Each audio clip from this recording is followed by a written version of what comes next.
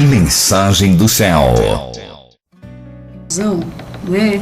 Você tem noção que é um espírito de confusão? Você já esteve em contato com esse espírito de confusão, não é? Esse espírito de confusão, ele está aí invadindo as vidas de todo mundo, não é, queridos? Está vindo aí trazer o certo como duvidoso, trazer o duvidoso como certo, não é?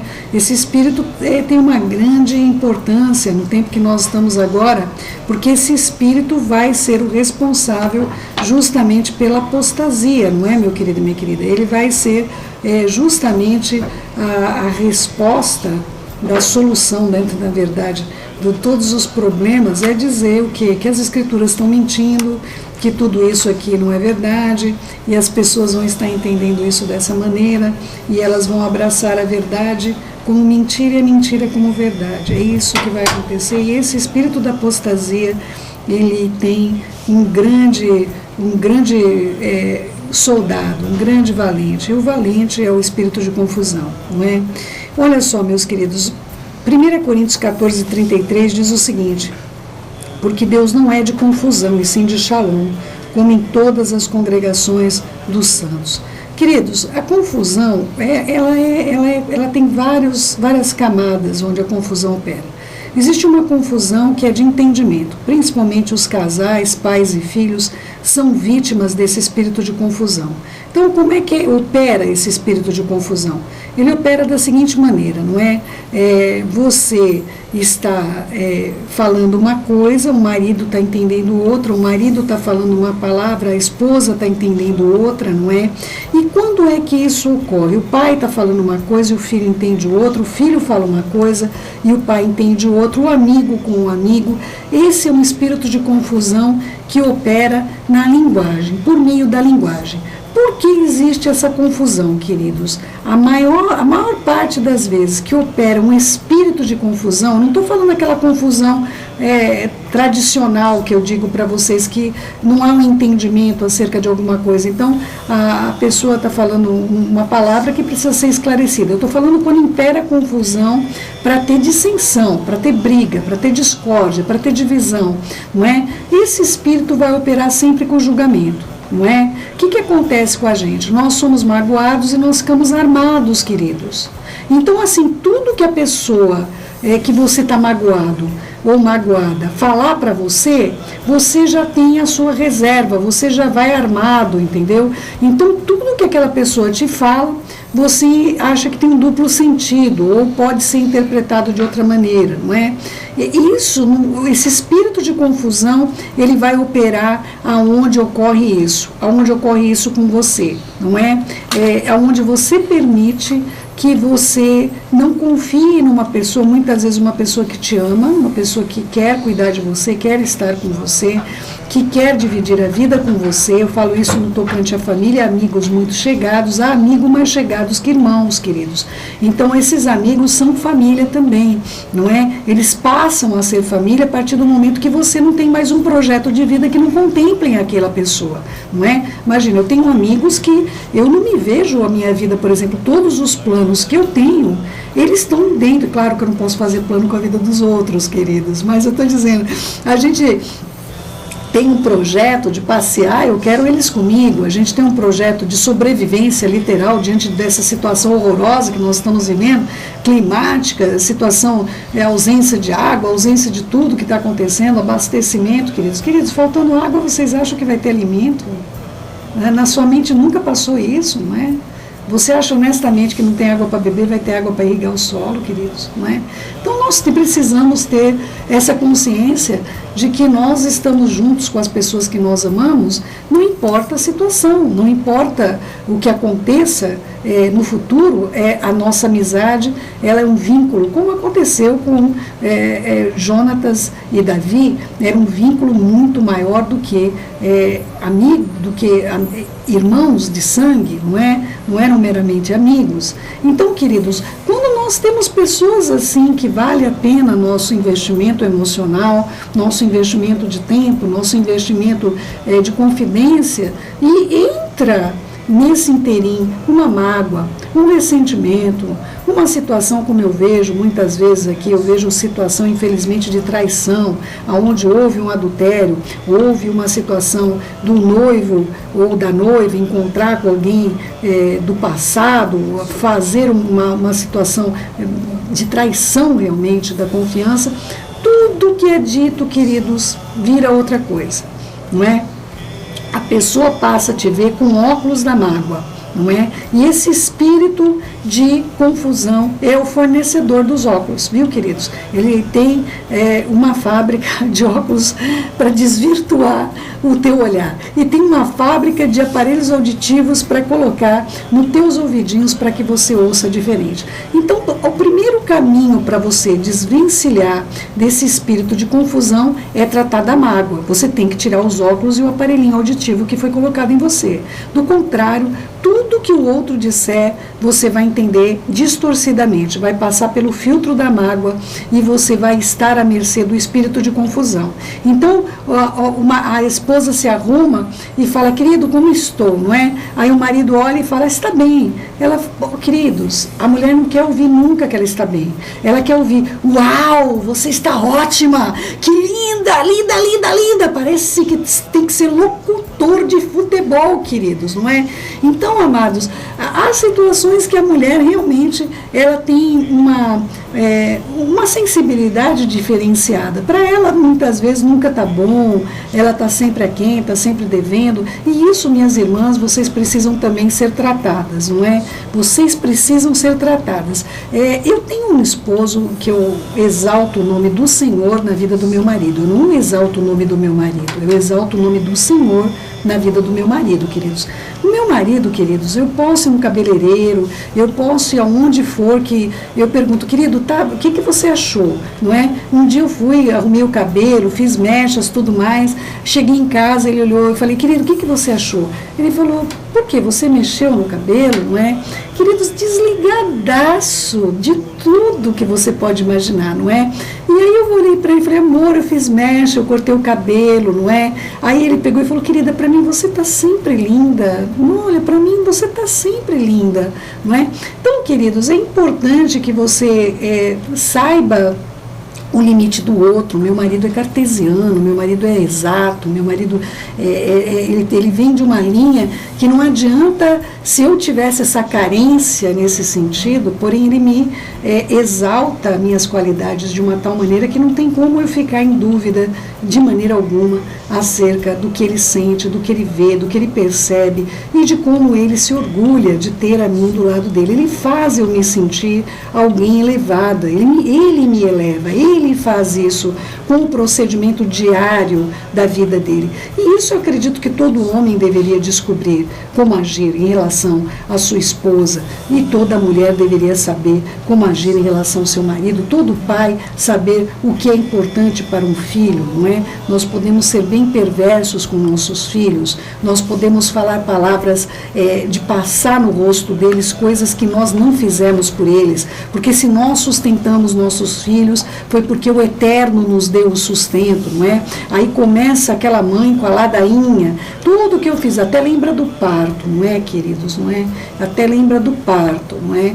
Olha, você doeu tanto para nascer, seu infeliz, e aí começam as maldições, não é? Então, queridos, olha, eu passei pela gravidez de 3 filhos, tive 2 gestações interrompidas, também tudo que eu sofria naquele período, infelizmente, acabei perdendo 2 crianças, não é? Mas olha só, meu amado e minha amada, tudo que eu pude fazer pelos meus filhos, não veio de mim, não é nenhum provento, nenhum sustento, até hoje. Se eu posso fazer alguma coisa pelos meus filhos, o meu marido pode fazer, é porque nós temos o Senhor que provê para as nossas vidas. Quando nós deixamos de ver as coisas originalmente de quem foi, nós passamos na cara do outro achando que fomos nós, queridos, não é? Essa daí é aquela situação do orgulho maligno que quer habitar no nossos corações, e quando nós sentimos que estamos podendo, não é? Nós achamos que estamos podendo alguma coisa. Então, queridos, quando você compreender que você não pode nada, não é? que você poderia sim estar aí paralítico, uma série de coisas. Nós vamos falar hoje sobre paralisia, não é? E muitas vezes nós não damos graças porque nós temos saúde, porque nós temos um corpo que se move, não é, queridos? Nós tratamos esse corpo tão mal, não é? Às vezes nós nem levamos ele para passear, não é, queridos? Não levamos nem o corpinho para dar uma caminhada, não é? Até o cachorrinho a gente leva para dar uma caminhada. A gente sabe que o bichinho pode ter problemas de saúde, uma série de coisas, mas a nós mesmos, nós não temos comprometimento nem com as nossas próprias vidas, não é, meus amados? Então, esse problema de confusão, ele pode ocorrer nesse sentido, meus amados, ele pode ocorrer dessa maneira, aonde nós permitimos que a mágoa dê a luz para a gente, a esses óculos miseráveis, não é? Malignos, e a esses aparelhinhos auditivos malignos que ninguém merece usar, que é do próprio espírito de confusão, não é? Olha só, Tiago 3,16 diz o seguinte: onde há inveja e sentimento ambicioso, aí há confusão e todo tipo de práticas nocivas. Queridos, é importante compreender que a inveja, amados, é sentimento de facção. Qual que é o sentimento de facção? Queridos, sabe aquele sentimento que você tem que estar certo? Eu fui repreendida duramente pelo meu marido numa situação, e isso me deixou até triste, porque eu não gosto que meu marido me repreende. Eu queria que ele estivesse sempre feliz comigo, mas louvado seja o nome do Senhor, porque ele me ama, não é? E assim, muitas ocasiões, principalmente se eu estou certa, eu tenho certeza do que eu estou dizendo, as pessoas podem até olhar para mim e falar como a Céu é arrogante, não é, queridos? Porque assim, de vez de eu ficar quieta e esperar que a verdade apareça, eu fico teimando com a pessoa. Isso não é do Senhor, queridos. É algo que eu preciso me corrigir e eu tenho me policiado. Use essa palavra, viu, queridos? Coloquem, como diz as Escrituras, eu coloquei guardas nos meus olhos, guardas nos meus ouvidos e nos meus lábios. Nós temos de colocar guardas nos nossos olhos, nos nossos lábios e nos nossos ouvidos. Queridos, nós precisamos nos policiar, não é? Nós temos coisas em nós, cada um sabe onde lhe dói o calo, não é, queridos? Minha avó dizia isso, não é? Então, queridos, só você sabe onde que é o ponto feio da sua vida, que precisa ser tratado, não é? Eu cresci num ambiente onde eu fui muito desprezada, mas muito desprezada, queridos. Eu me lembro uma vez que eu fui ensinar uma prima minha, eu já sabia fazer conta com 3 algarismos na chave, e a minha prima, ela estava 1 ano acima de mim, não é? Entrei na escola muito cedo, com 5 anos eu já sabia ler e escrever, mas não por coisas positivas, mas por coisas malignas mesmo, não é? Eu aprendi sozinha não, é claro, num ambiente hostil como que eu vivi, sozinha não era, não é? Com a ajuda, com certeza, de espíritos imundos que estavam ali agindo já na minha vidinha tão tenra e tão jovem, não é? E aí o que aconteceu? Pelo fato de eu ensinar essa pessoa, eu tomei uma surra, queridos. Eu fui chamada de burra, que eu não tinha que me meter. Imagina que eu queria me colocar ao ponto de ensinar alguém que estava um ano a mais do que eu, não é? E muito mais velha do que eu. Então, queridos, aquilo me trouxe tantas... eu sabia, eu só queria ajudar a minha prima a fazer aquela equação, não é? E aquilo me trouxe um transtorno, queridos, mas um transtorno. E eu acabei desenvolvendo esse apego. Quando eu estou certa de alguma coisa, queridos, só o eterno na causa, não é? Eu fico teimando com as pessoas, isso não é bom, não é? Tenho me policiado, meu esposo me repreendeu de uma situação que eu fiquei, quando eu percebi o que eu tinha feito, falei, que coisa feia, não é? Queridos, o fato de eu estar certa foi minha vergonha, não é? De saber que eu fiquei persistindo sem necessidade, podendo magoar os outros, podendo magoar as pessoas que estavam próximas, não é? Eu me senti muito pequenina. E ele me falou com muito carinho. Ele falou, querida, se você está certa de alguma coisa, você sabe, você não precisa insistir com ninguém. Fale uma vez e pronto, aguarde que o Senhor vai mostrar a realidade, o Eterno está com vocês, fique tranquila, não é? Então, amados, esse daí é o meu calinho, não é? Onde dói o meu calo. E é importante importante que nós não tenhamos nenhum sentimento ambicioso, a ambição de você provar que você está certo, a ambição de você colocar o outro abaixo de você, a ambição de você ver o seu direito acima do direito do próximo, não é? Do direito do teu marido, do teu filho, da tua esposa, do teu amigo. Isso, queridos, não é amor, não é amar o outro, não é? Quando nós queremos teimar, nós queremos colocar o nosso direito acima do nosso dever, aí tem alguma coisa que reside de um modo bastante errado. Aí nós estamos nos desviando do propósito e do caminho que o Eterno tem para as nossas vidas, não é?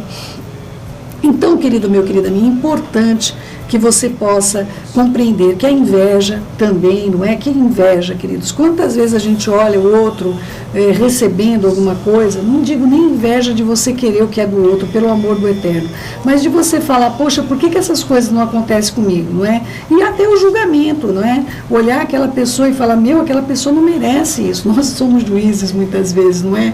A pessoa faz tudo errado e ainda é abençoada. Aí nós falamos, não é possível, eu estou fazendo tudo certo, não é? Então nós acabamos nos comparando com outra pessoa. Esse sentimento é um sentimento invejoso, meus queridos. Nós não podemos ter esse tipo de sentimento nas nossas vidas. Repreenda e lute, porque esse sentimento de inveja e de sentimento ambicioso, ele é a porta aberta para o espírito de confusão. Eu estou te ensinando como se livrar desse espírito de confusão maligno, não é? Outro problema que causa confusão, pecado, queridos. O pecado causa confusão, não é? Você pecou, você vai ter confusão acerca de tudo que é do Eterno, não é? Quando você estiver em pecado, você vai ter confusão acerca de todas as questões. Olha só, Esdras 9:6. Oh, meu Deus, eu estou por demais confuso e envergonhado para levantar o meu rosto a ti, meu Deus, porque os nossos pecados cobrem nossa cabeça e a nossa culpa cobre até o céu, não é? Olha só, queridos, olha que situação terrível. Ele viu o pecado dele, o pecado da nação, e ele começou a pensar agora, mas o que vai ser? O que vai ser de nós? Agora o Senhor vai nos destruir? Agora o que vai acontecer? Agora o que vai ser dessa cidade? Como que vai ser desse país? O Eterno vai nos deixar, e se Ele nos deixar, nós vamos ser entregues à nossa própria sorte, nós vamos ser entregues nas mãos do adversário, não é? Aí entra todo o espírito de confusão do que será, queridos, não é? Nós começamos a achar, quando nós descobrimos, queridos, descobrir que está em pecado, eu não estou falando de pecado comissionado, não é? Pecado que você arma para fazer, não é? Que nós já tratamos aqui, não é? Pecados como o pecado sexual, o pecado da mentira, não é? O pecado de armar confusões, falar mal dos outros. Esses são pecados prévios, ou seja, você pensa antes de pecar. Esses pecados, queridos, o Eterno não tem responsabilidade nenhuma de te perdoar. Não é? Uma pessoa que nasceu de novo, ela não peca, queridos, como eu vou te dizer, ela planeja o pecado, entende? Imagina, eu vou fazer um assalto, não é? Vamos fazer um assalto. Queridos, assaltar só se for no inferno, queridos, não é? Nós temos que resgatar as almas que estão lá, não é? Então, amados, é importante que você possa compreender aquela oração da propina, não é? Que foi uma vergonha nacional, não é? Pessoas que se dizem crentes ali orando, Senhor, muito obrigada por esse dinheiro, o Senhor sabe onde vai ser aplicado, ainda vai aplicar e dar o dízimo, não é, queridos? Então, amados, é importante que você possa compreender que em pecados comissionados o Eterno não tem compromisso com você em nenhum lugar nas Escrituras que Ele te perdoaria. O Eterno quer perdoar os seus pecados, pecados que você fez e você caiu em si e falou, meu pai, eu pequei, não é? Você não planejou um pecado, queridos, não é? Que você possa compreender a diferença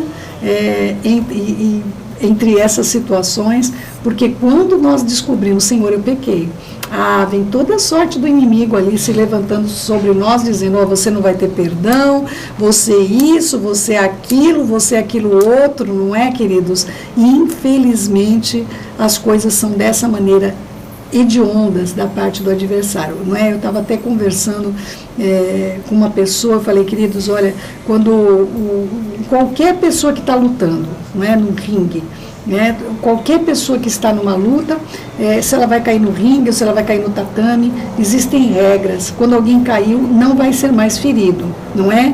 Mas com Ra-Satã não é assim, queridos. Quando você cai, é ali que ele vai te destruir. Entende? É importante que você compreenda isso. Eu sempre lembro do meu filho, não é? O melhor amigo dele deu um tiro no pé para que ele caísse e deu um tiro na cabeça, não é? A queima-roupa, né? Meu filho tem uma bala inope, não é? Alojada no hemisfério esquerdo do cérebro. Não é possível operar, mas ele é um milagre. Ele não tem nenhuma sequela disso, não é? Então, queridos, é importante você compreender que o adversário não vai respeitar se está doendo, não é? Quanto mais estiver doendo, para ele melhor. Então é importante para nós compreendermos que nosso pecado vai fazer com que nós percamos a visão do eterno. Nós vamos estar entrando num espírito de confusão, um espírito que vai fazer de tudo para deturpar tudo que é verdadeiro nas nossas vidas, tá bom, meus queridos? Olha só, houve uma situação onde Yeshua foi conversar também com os seus Shaliachim, com os seus discípulos, não é? Ele estava conversando com os Talmidim, na verdade, a palavra Talmidim aqui é discípulo, Shaliachim é emissário, apóstolo, como você conhece. E Lucas 18:34 diz o seguinte: todavia eles não entenderam nada disso. Essas palavras lhes eram obscuras e não podiam compreendê-las. Ou seja, quando você não quer a verdade, você não quer, o negócio vai doer demais, não é? Olha, o Yeshua está narrando, eu vou morrer, eu vou ressuscitar, tal. Queridos, ninguém quer ouvir sobre isso, não é? Eu pregando sobre Risgalo, sobre Apocalipse, ninguém quer ouvir isso, queridos, não é? As pessoas querem saber que tudo fora está certo, como 2 e 2 são 5, não é, queridos? Então, assim, é importante para nós a compreensão desta dificuldade que existe quando a notícia é ruim. A notícia é ruim, meus amados, nós não queremos ouvir, não é? Se a notícia for uma notícia negativa, nosso sistema, queridos, ele vai operar de uma tal maneira que nós vamos deletar aquela informação. Não importa que Yeshua estava explicando para eles, olha, vai acontecer isso comigo, não é? Vocês precisam estar atentos a essas coisas que vai acontecer, não é? Eu estou explicando para vocês porque vocês vão passar por essas coisas, blá, blá, blá, blá, blá, blá. Não adianta. É como o Eterno chegou para mim 1 ano antes da morte do meu filho e disse para mim e para o meu marido, estávamos juntos, olha, traga o Marco para perto porque ele vai morrer. Para nós, o que nós entendemos? Traga o Marco para perto, senão ele vai morrer, não é? Nós, de maneira nenhuma, nós jamais estávamos prontos para aceitar que aquilo era verídico, fato real, não é?